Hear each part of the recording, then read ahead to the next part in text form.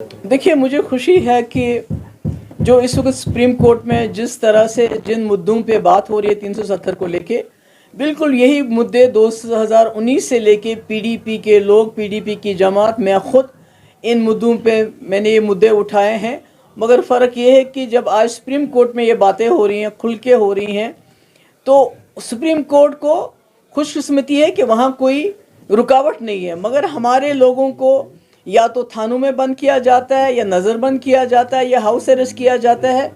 इन्हीं बातों पे जो आज सुप्रीम कोर्ट में बातें हो रही हैं कि जो फैसला उस वक्त किया गया पार्लियामेंट में, उसमें हमारा जो आइन है उसकी धज्जियाँ उड़ाई गई कि आइन के ख़िलाफ़ है।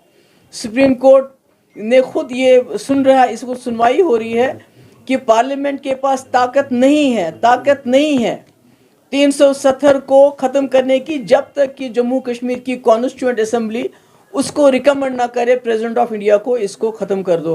कॉन्स्टिट्यूएंट असेंबली नहीं है। कॉन्स्टिट्यूएंट असेंबली यहाँ सत्यपाल मलिक को बनाया गया, काउंसिल ऑफ मिनिस्टर्स उसके एडवाइजर्स को बनाया गया। इससे बड़ा फ्रॉड क्या हो सकता है? इससे बड़ा धोखा क्या हो सकता है कॉन्स्टिट्यूशन के साथ? इससे बड़ी ये जो पार्लियामेंट है उसकी बेइज्जती क्या हो सकती है कि आप अपनी ब्रूट मेजॉरिटी को, पार्लियामेंट को डेसिक्रेट, उसको जो है नाजायज़ फैसले करने के लिए इस्तेमाल करते हो।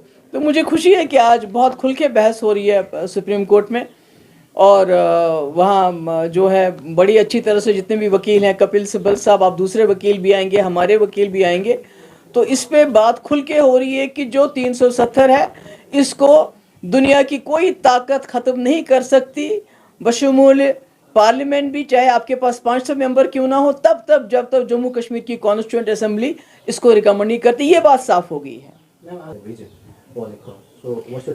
नहीं, मैं तो कहती हूँ कि ये इस वक्त तो सब कुछ दाव पे लगा हुआ है। अगर चीफ ये जो है जस्टिस ऑफ इंडिया ये इकरार करते हैं कि उस वक्त का जो फैसला शेख साहब ने किया था, दो कौमी नज़रिया को बरतरफ करके एक हिंदुस्तान के साथ हाथ मिलाने का एक विजनरी फैसला था, वो समझते हैं, वो कहते हैं विजन, तो उस विजनरी फैसले का भी इम्तिहान है।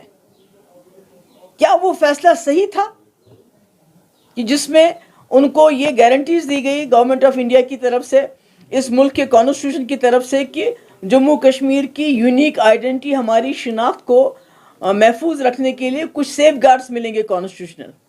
तो आज उसका भी इम्तिहान है कि जो शेख साहब ने उसको फैसला किया पाकिस्तान के बजाय, आज़ाद रहने के बजाय हिंदुस्तान के साथ हाथ मिलाने का, क्या वो फैसला, क्या वो विजन सही था? तो उसका भी फैसला आज होगा।